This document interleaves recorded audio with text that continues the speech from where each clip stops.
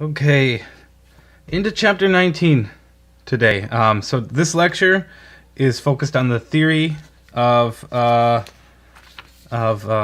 extending our study of, well, true dynamics of rigid bodies, so the kinetics of rigid bodies that we did previously, where we just looked at the pure force-mass acceleration relationships, both in terms of the translation of a rigid body and its center of mass, and then the rotational aspects as well, through the rotational version of the equation of motion, Newton's second law, which says that it goes out of focus, which says that the sum of the moments is the moment of inertia. It's the resistance to rotation.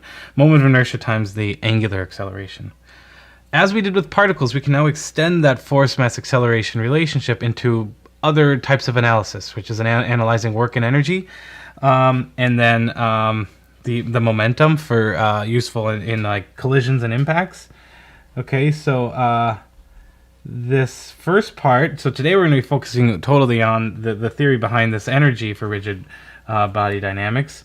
We can come back later and talk about momentum in the next few videos. And then remember, dynamics over here is kinetics. That's the study of forces together with the motion that those forces cause through kinematics. Okay, and as we talked about last time, right? Or as we talked about previously, there's different ways to think about it, right? One way to think about it is, hey, we're just redoing our previous study of particle kinetics.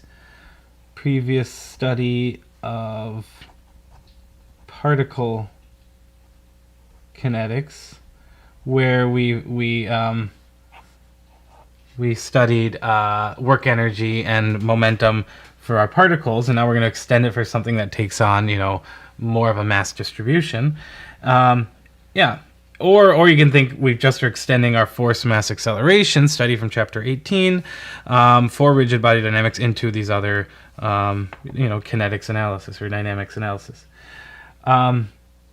Okay, so remember, we use work energy if these one thing, just to stop here for a second, right? One thing I totally accept, that it may feel like in this class that there's just a whole slew of equations and you can get lost in them, right? And I think of it as like you have this big tool bag that you're constantly putting more and more things into. And the problem is that when you get to a problem, right, you don't know whether we should pull out the hammer or the wrench, right? Is this the type of problem? And so a lot of what this class is actually digging through the weeds to figure out which type of problem is most appropriate, which is going to be which problem. Sorry, I said that wrong. For this problem, what tool is going to be the most appropriate? What tool is going to allow us to solve the problem, or fix the for the tool analogy, like fix the current issue the quickest, or to actually even be able to do it at all, right? So I want to just mention this here at the beginning, right? We can use work energy. Work energy, by the way, should, right, once you start seeing it used on problems, after you just got done, looking at the equations of motion with Newton's second law, whether we're particles or rigid bodies, you should get to work energy and be like, wow, this is too good to be true. Why aren't we using this all the time? Well, it doesn't work for everything. It gets complicated when there's non-conservative forces at play that are complicated, that we don't know. I mean, force mass acceleration is complicated there too, but you can throw some of those out because you can sum moments about a good choice of a point to do that. But in general, we can use the work energy principles if non-conservative forces, so maybe one, maybe more, on an object is known, at least as a function of position, so that you can relate it as the object goes about its path, right? And then if that's the case, then we can use work energy. So this now comes to like, well, what if it gives you something that is not useful to answering your question, right? So what it does is it relates through the kinetic energy, it relates speed at two positions. So it really relates speed together with the positions, or the heights, the two states of particles. So we often say, like, velocities and heights. If that's what you're interested in comparing, kinetic energy, potential energy can give you that. Not only heights, but like spring stretch and compression distances and things like that. Okay, impacts, or momentum allows us to study impacts. So here we can use it to relate the change in velocities before and after collisions. And really, this is this momentum analysis gets cumbersome for long, for general use for long periods of time where you have like lots of forces acting, but at the instant of a collision, work energy breaks down because those non-conservative forces become huge and drastic, right, as deformations of objects and things like that. Over that tight time frame of a collision, momentum is a really useful tool. Okay, so our focus today is on the work energy part. I should say the focus of this lecture, this video here, is on work energy, and then we'll have a shorter, maybe none, of this introduction as we move into momentum in later videos, because this is all in chapter 19. Okay, remember this is now for rigid bodies in planar motion, so 2D motion. Okay, so what we're going to do is start with our work energy relationship for particles, and then just talk about what we need to add or what we need to change to this relationship. And there's not really anything to change the relation, we just need to add some terms that have to do with the fact that our component parts here are not particles, but they are actually rigid mass distributions, essentially bodies that have a mass distributed in space. Okay, so we'll start with the particle relationship, but need a few extra terms, and we'll talk about each one. Okay, now, the particle relationship is kinetic energy of 1 plus the potential energy at state 1 plus non-conservative work, kinetic energy 2 plus potential energy 2. Okay, and I always use non-conservative work there. I want to talk about what the book uses here. So for kinetic energy, the book uses T, so it would say like T1 here. So if you see that, right, it's referring to potential energy, no problem. It's just a different thing. I'd like to actually write it down because it reminds you that, like, this is like all the kinetic energy. This is all the potential energy, and it's not just a normal variable that you can just go and modify. Here we have to be careful what goes into here, because especially when you get a rigid body, there are many different forms of kinetic energy or potential energy, many different forms, definitely many different forms of this U term here. So potential energy terms, I wanted to mention the book uses a V, and I've used that too, but just know that that's, so they would say like V1 and V2 here.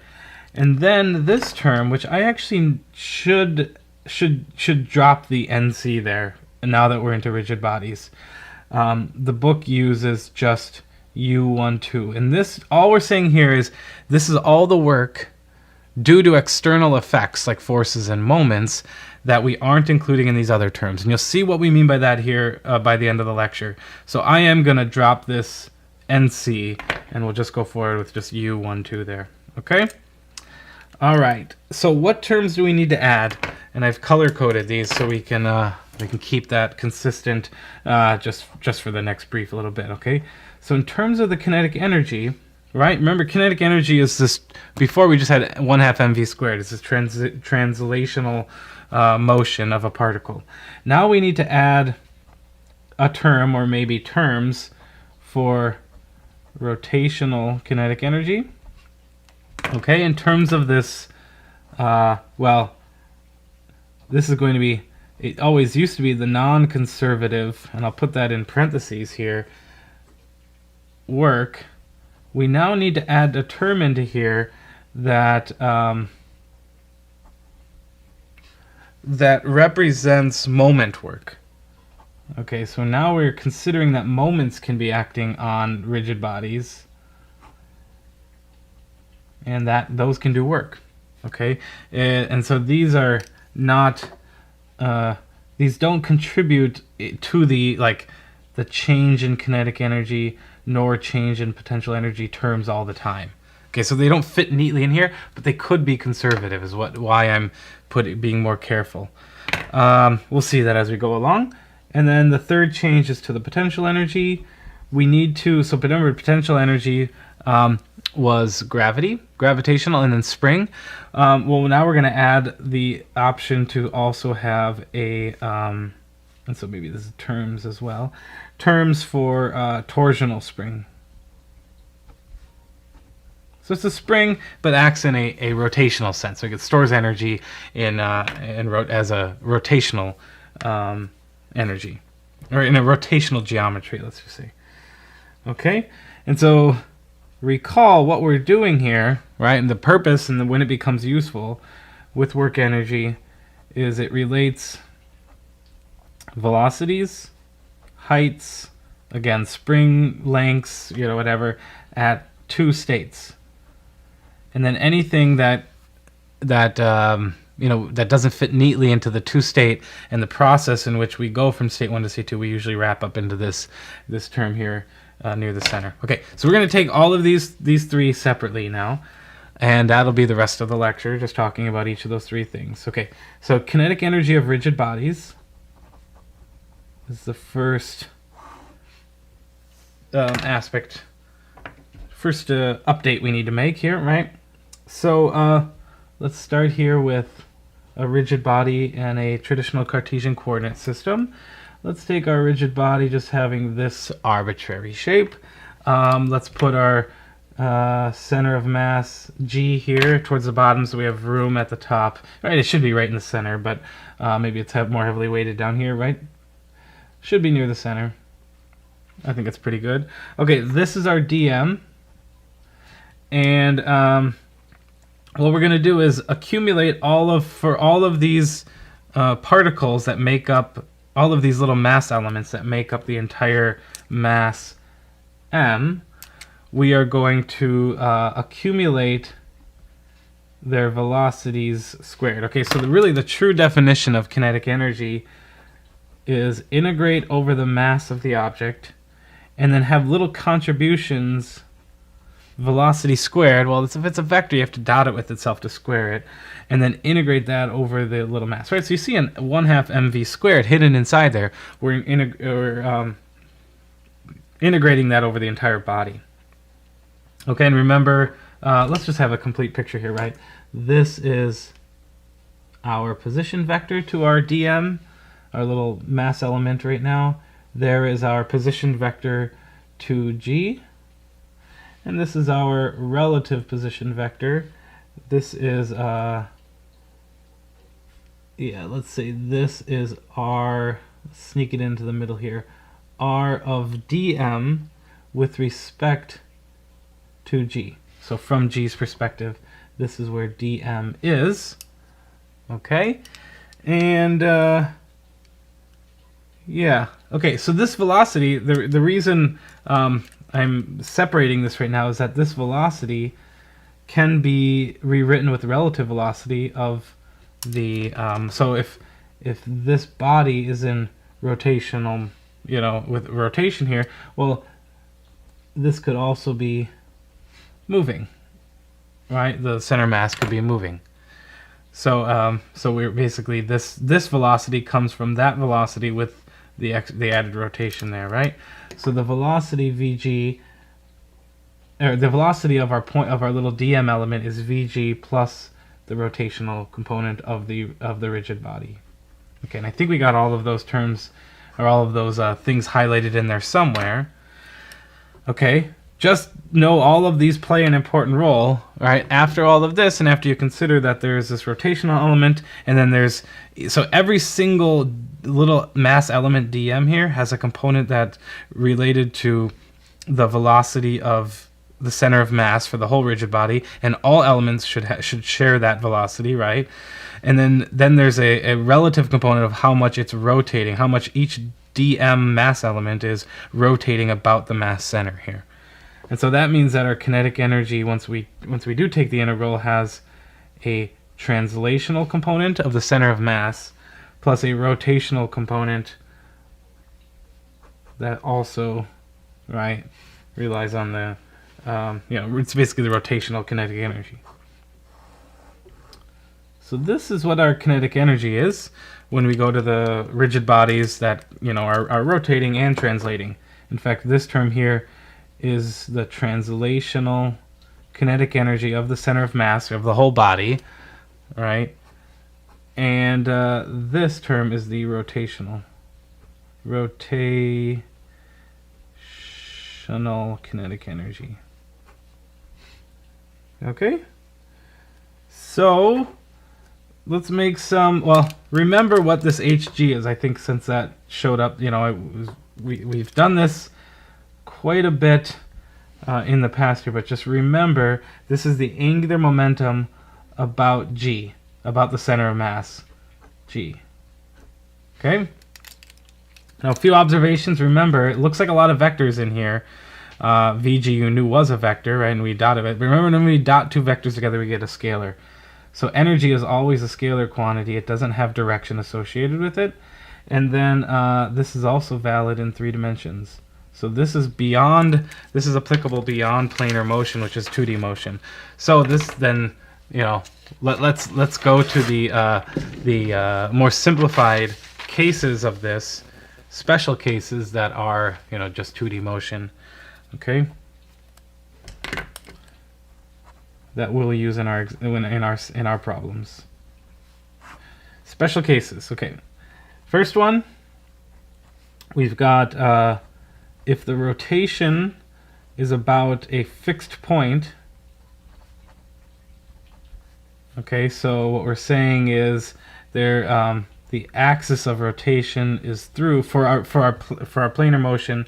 Actually, this is still general 3D. It's just the axis of the rotation is about a fixed point, but it could be in a dimension that's I don't know, an axis that's you know, not doesn't make the motion planar, right? Well, regardless, if that's the case, if it's a fixed point, then this first term, well, then this converges to the angular momentum about that point O. Okay, so we got the kinetic energy is then just 1/2 omega, but instead of Hg, we dot it with HO, and it combines the two terms because it's a fixed point. Okay, so we've changed this, but we now have just a single term. So this is the angular momentum about O. All right, so maybe add just a little schematic, not as complicated as the one we had before. All we're saying here is you've got G, and that is not the point we're rotating about. In fact, this is planar motion as I'm going to draw it. But if the rotation was there, all right, some other point, and some other fixed point. But you know, this is planar motion. But this description we have here is general. General 3D description of motion. Doesn't need to be planar. So works for non-planar. Okay. Next, let's now impose planar motion, getting more special, getting less general, but more friendly to use. Planar motion. And so limiting ourselves to like a 2D rotation, or you know, the motion is all is in a plane, right? With rotation about a fixed point. So we're going to take everything we had above and now limit it to planar motion. Okay, so we're going to take that relationship, make omega go, you know, purely along the k-hat direction. That's out of the plane of motion, out of the plane of rotation. Our h naught is then in the same, you know, plane, right? And this is what really makes it planar motion, right? So that omega dotted into h naught is just I omega squared, I naught omega squared. So our kinetic energy here is just 1/2 moment of inertia about 0.0. I call it I naught omega squared. All right. So that's a good relationship.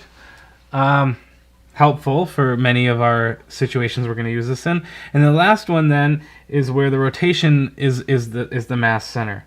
Okay, so for rotation about the center of mass, and also planar motion, still assumed here.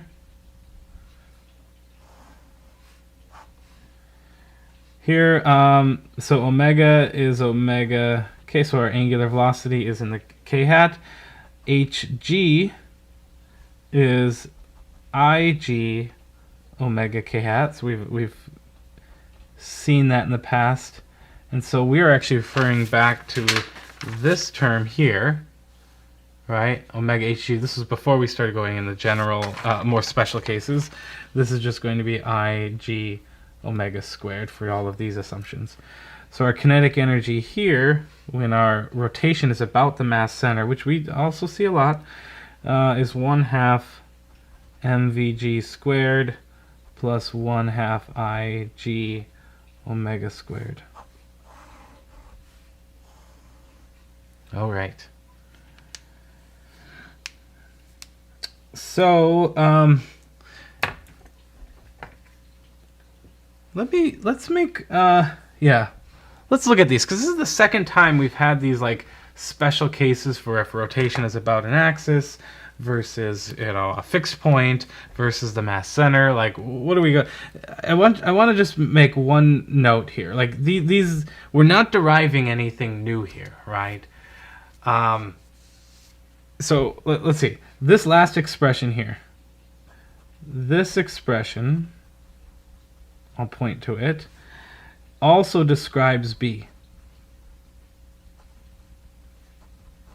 So these aren't separate from one another, is what we're saying, right? So consider now an object rotating about a fixed axis, okay, in general planar motion.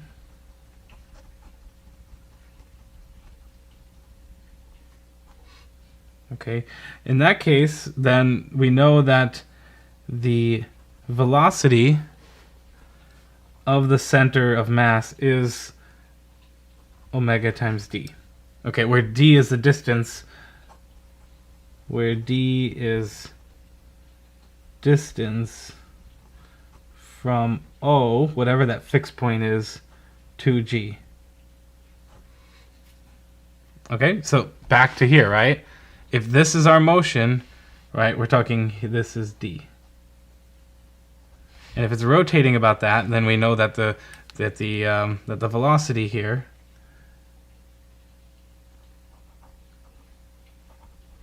is omega d. And we know there's nothing more other than this purely rotational motion, so G would kind of sweep through here, right? There's nothing more because this is a fixed point O. Okay? So if that's the case, then, right, we can take this relationship here, and the kinetic energy is then 1/2. Let's see, mass. Okay, so we have Ig. Well, let's do this one first, right? Mvg squared. We just determined, we just wrote down that that Vg is omega d, right? So this is going to be, we have, well, I'm going to write this term first, right, just so it looks familiar. So we have Ig, and then coming over to this term, this would be an md squared, and then both of those terms have an omega squared. And this is just I naught, or I, that is the moment of inertia about the fixed point. So, and that's what we have up here. So my point of going through this exercise is to say, like, these things aren't independent of one another. They're interchangeable. They are, you know, it depends on, you know, where your chosen point of analysis is, and they're basic, you know, they're interchangeable here, right? But oftentimes there's a convenient choice that makes analysis easier, and those are the things that just comes from practicing these problems, right? And which is why I go over a lot of example problems here in lecture. Okay, so that's it for our kinetic energy. We now have the tools set up here to extend work energy to rigid bodies for kinetic energy. The second one was the work term, and so let's talk about that now. Okay, so the second term, can we pull back our original page here? Yeah, I think we have it still. All right, we just got done with this number 1, got derived some relationships, and so we are done with that, ready to do problems in there, but we got 2 more to go. We got the work term, the U12, and we have the potential energy terms. Okay, number 2 is then the work. We need to add a term for work done by a moment or a couple. I think I mentioned this before, right? You can think of a moment as, right, something that naturally has a twisting nature to it. A couple is can be interpreted as the same thing, right? That would be where you have a force acting here, and maybe somewhere else you have a force acting there, and they're equal, opposite in direction, and then separated, and maybe there's point O right in the middle, and the separation distance between these two is D. Okay, and just remember the resultant force is then 0 here, because the forces have the same magnitude, but it produces a non-zero moment, and that moment, but let's say the moment here is m, which equals 2. We have two of these that are contributing a moment that are force times their distance, F times d over 2, and so this is just force times the distance. And so that way it acts a lot like a torque too, right? Torques are, the way I learned it was a force at a distance. So, whether we have a couple, we call it a moment, they're identical to one another. Okay, now, and whether you are given a moment, whether you're thinking about them as a couple or thinking about them as a force at a distance, again, they all can contribute this exact same way. Okay, so now recall here that the work done by a force is given this, U12. It's really the work to go from state 1 to state 2. So here we're going to go from position vector 1 to position vector 2, where a force is being applied here, right? So this is now force over a distance is work. All right, so as the object moves a distance, so this is how we're kind of interpreting this. Accumulating force as we're moving over some distance of motion gives us work done by a force. Okay, so we're going to extend this now to work done by a moment, or moments, and limit it to on planar rigid bodies. So rigid bodies in planar motion, and we want to know the work done by a moment, where this was work done by a force. Okay, all right, and so again, what we mean by distance here is a change in position. Okay, so similarly, the work done by a moment, we're not changing position here, we'll be changing an angle. That's our change in rotational position of the moment as we integrate from angle, right? So the work here is not force over a distance, but it's a moment, which is already force times a distance, over a rotation. Right? Instead of distance, we rotate for our angular, kinematic change. So this is our change in angle, not change in position. Well, it's associated with the change in position. And remember, this is already force at a distance. This is one way to interpret a moment. Instead of force over a distance, which is what gives us work, right? The moment itself is already force acting at a distance. You do that causes a rotation, the change in the angle. You accumulate that moment as you sweep through the angle change. That is a representative of it's a measure of the work that was done by that moment. A few observations here. If the moment m is aligned with the d theta, the change in the angle, then the work is positive, right? And that comes through with the definition here. Basically, if this moment this moment acts on something that is then sweeping in this direction, right? That's positive work. It means the moment is doing work, right? If we have moment here working this way and the sweep is actually that way, then the moment is actually doing negative work, right? There's actually work being done on the work being done by the system on that moment, right? Otherwise, so if moment m is opposed to d theta, then the work is negative. And the barrier in between is if the moment, or not the barrier, if the moment is, well, I can't have the misalignment here, right? Okay, but let's do another case where the moment is constant. All right, if the moment is constant, which we'll see quite a bit, then the work, right? That means we can pull it out of the angle, and then we just got the moment times the change in the angle. That constant moment times the change in the angle, or constant moment times theta 2 minus theta 1. Okay, a constant moment, is by definition a conservative moment, because it only depends on the conservative moment, only depends on the two states. So not path dependent, only the work done only depends on the initial and final states. Great. All right. And that's it. So this we're going to see this section. We're going to see this showing up in our last unit here to discuss. So now we have a form for, or at least a basis to have non-conservative work. Okay, modifying our non-conservative work, and you can see how we actually need to add in maybe sometime the work due to a moment here, and that sometimes isn't non-conservative, right? So we will we'll just call this the added work terms here. And now we need to go to the potential energy change, which is this torsional spring.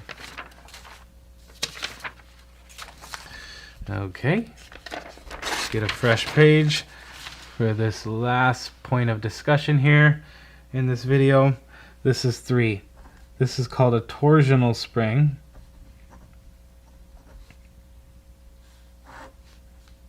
Okay, and before we get to the torsional spring, remember what a linear spring, or a translational spring, something that acts in a translational sense. Well, we would represent it like this. All right, it has a stiffness or a spring constant of K in its equilibrium undeformed state, where it's just happy, not providing any force. That's L naught, that's its undeformed position. We then go ahead and deform that position. So we pull the string out, so we pull the spring out to some longer position. This change from the equilibrium is, well, we represented it as S.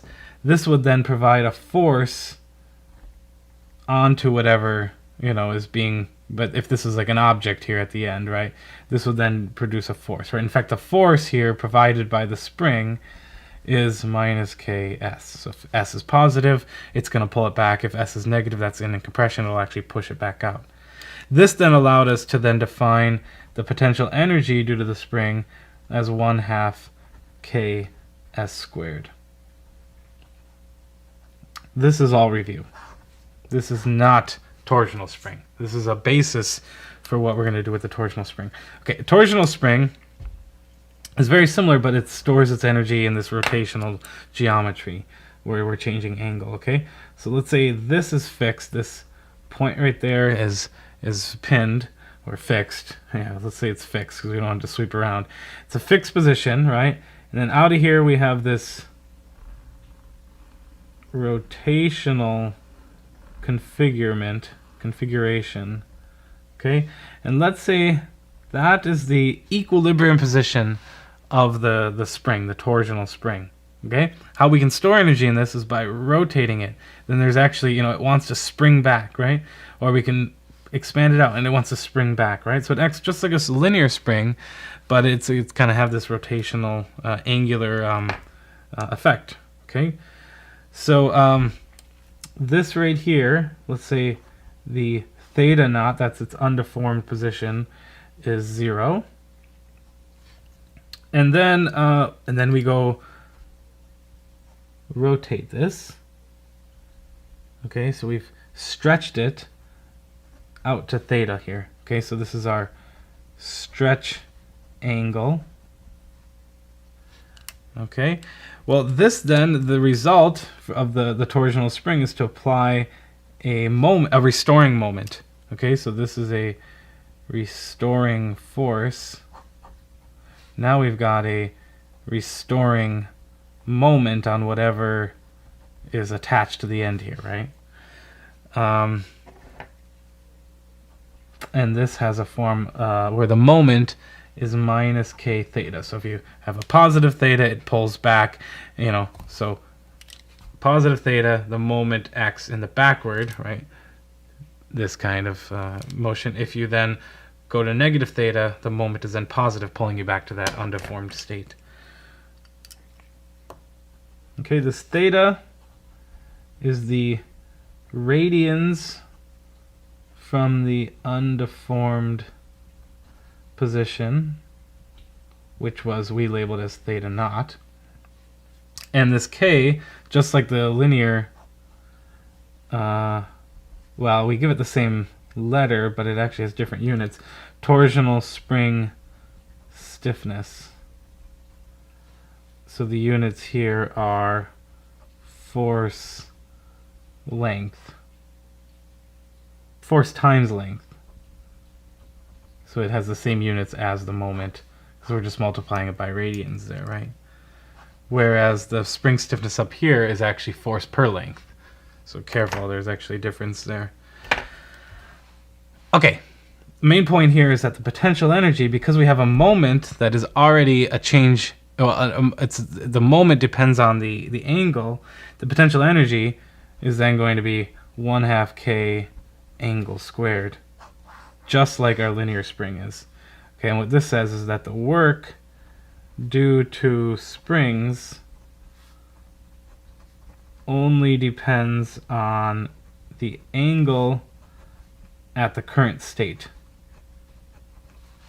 So we can include this one. So for a torsional spring, we'll include it in the potential energy term, or terms, because there's two states, right, to consider. All right. Okay, so that wraps up our discussion.